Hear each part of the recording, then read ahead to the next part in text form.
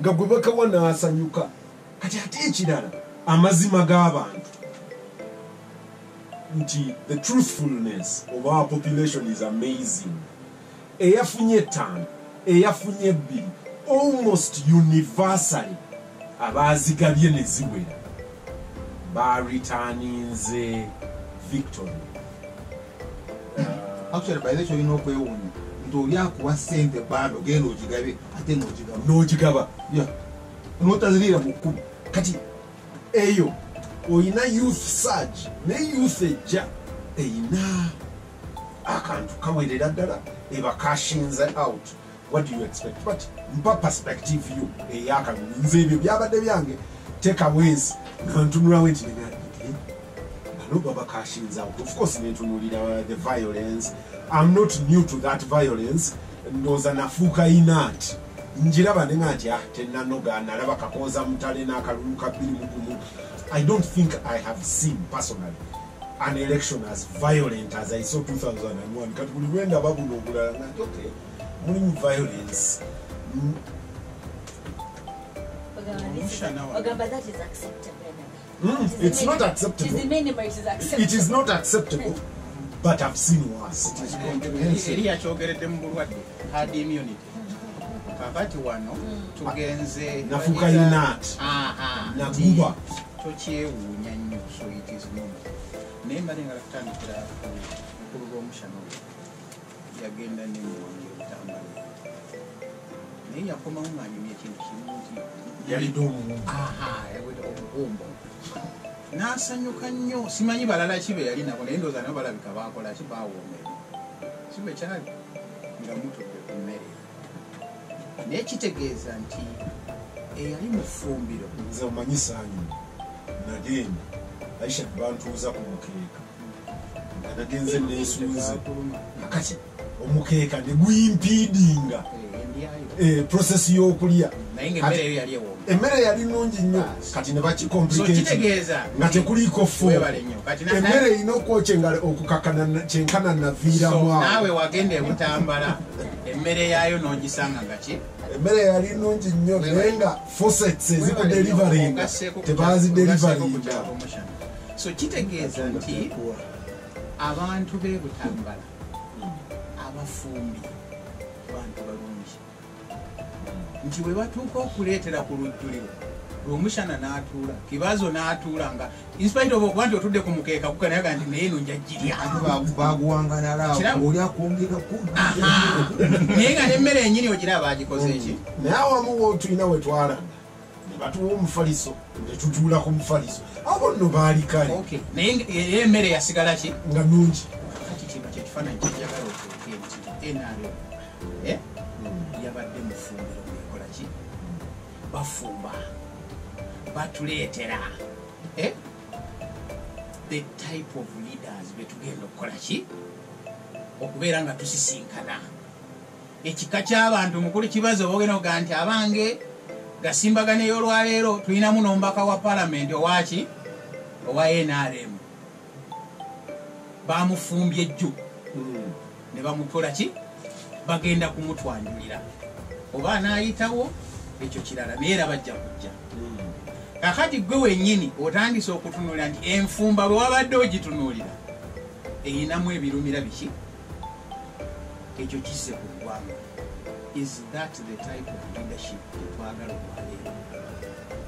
Muwanga gy'abadde ayogerako eri nga tukyali mu covid nti omuntu tazze na kiki kyasuubiza kukolera ggwanga oba ekibiina kye kyekigoberera naye ayina kashi we Aisha agandi yamulabye ng'akombako n'akolaki naawe ngoga nti bubadde bupya mbagula buguzi mukole eki ono aluddeyo neeri abawangudde nga kashi mutono ono aluddeyo tumusindika akole ki nina ne gwe nalabye mu muganda wa mukulu sodo kamugere erinyo naga nti nze ekintwala sembabule terina malwaliro nvolitetukuna nankani and I was like wait a second ono asaba bwa DC oba ayagala kukiikirira abantu but even then for me then, actually ani bwakuba emisumaali For me that is the okubeera nga service eno tekoze eki ogamba ab'Essembabule nti baaba tabafuddeeko. Kaakati tugende mpola tugende nga tunoonya n'abantu abamu abawangudde mu bitundu ebimu. Kibazo weebuuze mukakasa mulimu bw'otajja kwagala kukyaza ku leediyo. Bali sayidi zonna abo. Nga tulidde ku bana ababaddewo eggulu. Waliwo booga nti ani nti Haji Gundi gwe bagenda oba Nankani bw'ati bwe balonze egindi nti gwe ngenda okuleeta nti mundeke anoonyeeyo omulala. So eyo eggwanga nze okulonda kuno lwe nadde nga tukakkanye nnyo ne amakulu g'ebibiina gennyini nago ne gatuuka okuba nga ndowooza tewakyali ki mugaso ise do or die nina okubeera nga mpitawo ngende nfuna omulimu mbeera omubaka wa paalamenti. Ekyokubiri nti ye President Museveni yafunyemu kubanga yatuuse n'aga nti yellow books zino n'amanya nti akola ki mwenna kasita ekyalo kikakasa nti aba NRM bakumanyi jangu okole ki olonde.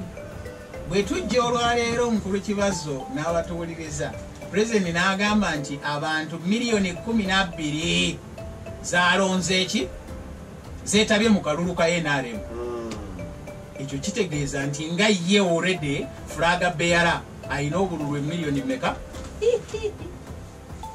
oba anaabuteekamu gwe toddamu kukaayanaga ekibiina kyo kyokka kwona omukulembeze tewali dispute. Awo mbadde njagala nawo wakulu nti ruling party popular one popular ekyalina bano ba subscribers abajja simanyi nti babadde miliyoni 10 azaayo tetunaba kumanya naye omuwendo gujja supposing that they are even 6 million kitegeeza nti omusajja wasimbula ayinawo abali mu kikutiya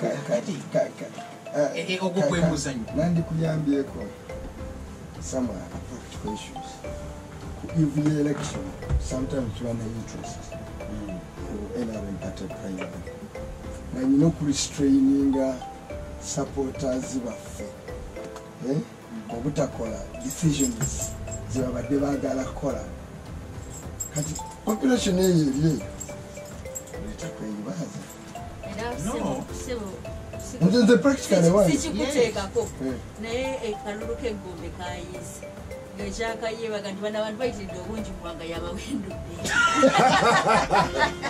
Ne bali abavuganya ekyo ye kyenkugamba ekyo ye president ekimuluma nga kuba ye already ekike kiri secured bayita ring fencing nti takyalina ki so bw'abanga ajja n'omuwendo ogwo ne bwe baba banaabuteekamu ng'abeewammwe Butambala tebabumuwadde already figure weeri nti ab'Ebutambala baabadde bwe bati ekyo kitegeeza nti obululu bwange gyebukola ki gyebuli so awo nawo njagala tukole ki tutunulewo naye disappointment enene nze kubanga yenasinza okulaba nti NRM stands for what bamemba baayo ddala bwe buli memba nga naawe oli mubaka wa paalamenti kiki kyoyimirirako nti ideology yammwe eri ki oba lifuuse kkubo eryokuga nti wano weewali awaliibwa kankole ki kaŋŋende kibazamu yet to be educated mass party ne DP egamba nti tulina bammemba bwe bati